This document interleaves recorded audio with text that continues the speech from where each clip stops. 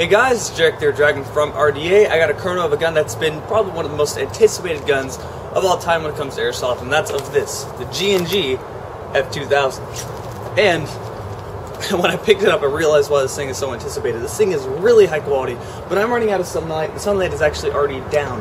I just want to finish this before it gets completely dark. So this is going to be a chrono of the G&G F2000. Comes with the optic. This optic is a really nice optic. So let's go ahead and load this thing up.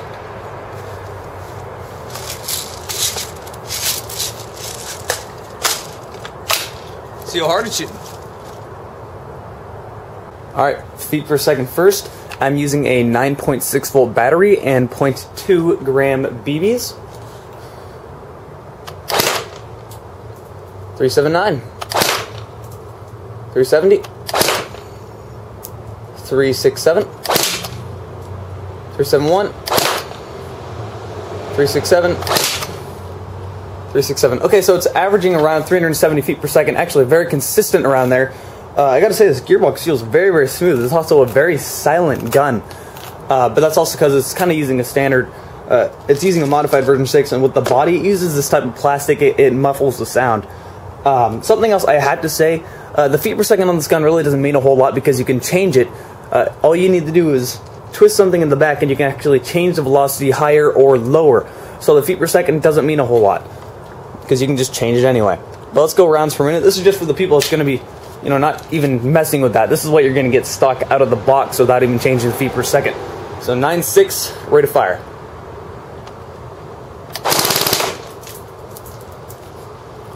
$1,030. $1,050. BB just rolled along the roof and then landed on me. 1,040. 1,050. So this thing has a pretty good rate of fire, I'd say.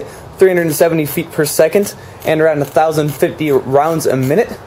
That's a lot higher than G&G's usual quality. This whole gun is much higher than G&G's usual quality. There's not much more I can say about it. Like I said, though, you can change the spring tension in this gun. You can actually change it without having to swap out the springs, so you can make the rate of fire higher or lower. You can make the feet per second higher or lower. The rate of fire will be affected by how hot you have the spring. So, stock out of the box, though, I'll tell you, the motor is pretty good. And with it shooting about 370 feet per second stock out of the box, again, 1,050 rounds a minute, that's actually really good. Alright, I went ahead and waited till the next time I had some sunlight to make the video, but now it's time to shoot a can. Semi-automatic, then full auto.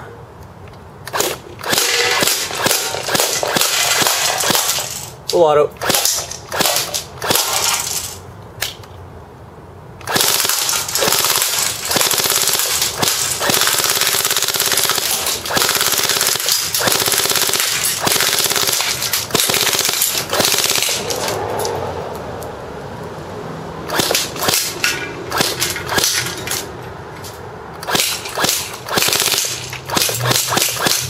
Just for good measure. Well, here's part one of the can. And part two. Can never stood a chance. So, yeah, definitely, no doubt in my mind, 375 feet per second and 1,000 rounds a minute. You're going to feel it. And this thing has some range as well because of the feet per second helps. But the hop unit is very, very nice. Either way, this gun is shooting really, really solidly. Alright, there you guys go. This gun shoots at about 375 feet per second and around 1,000 to 1,100 rounds a minute on a 9.6 volt. Now, I don't know if you were hearing it or listening, but the gearbox on this thing actually sounds really, really smooth. Now, I got BBs in here. I'm just going to shoot it into a trap. Again, give you an idea of what this sounds like.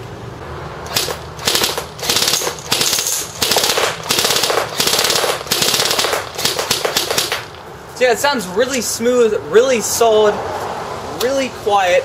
This is overall going to be one. Definitely use this in woodland. Definitely use this. This is a nice quality gun. If it wasn't a limited edition, hell, I'd probably scrap my XM8 project and get one of these. Alright, now moving on to what I was talking about earlier in the chrono. There's something in the back of the gearbox that's basically like a screw. You can screw the tension in on the spring or out. Now, when I was kind of messing around with this, I've noticed you can drop it to about 350 feet per second and up to about 430 feet per second, and the motor didn't give me any slower rate of fire, so this motor and this one is actually pretty good. Moving on though, that means you would have to swap the spring if you want to take it to CQB places that allow nothing above 330 feet per second. Conveniently enough, the thing that you screw in can screw all the way out, and you can simply just do a quick spring swap, so it's not a problem doing that. You don't have to take apart your gearbox just to get to the spring. Very, very simple. The gearbox is about it's very interesting. It's about a modified version 6 gearbox, which is good for high speed. It's good for what it's doing. It's actually a very, very nice gearbox. It's 100% Tokyo compatible, with the exception of the shell itself. It's the only thing that's not TM compatible. So the gearbox is actually very, very nice, which surprised me as well. But to scrap this up, or finish this up I should say, this thing definitely isn't scrap. Finish this up, this gun shoots about 370 feet per second and about 1,000 to 1,100 rounds a minute on a 9.6. Which, needless to say, that's actually really good. So that's been Red Dragon Airsoft's chrono of the G&G F2000. If you guys want to buy the model that I have, now, I've actually not been telling people this. This one is limited edition. This is the only one I got with the optic on it, but I actually have another one that has the optic off of it, and you really can't get it anymore. There's a link down below in the video information to where you can buy it. There's also a link down below in the video information to where you can talk to the community. So with that said, that's been Red Dragon Airsoft's chrono of the G&G F2000.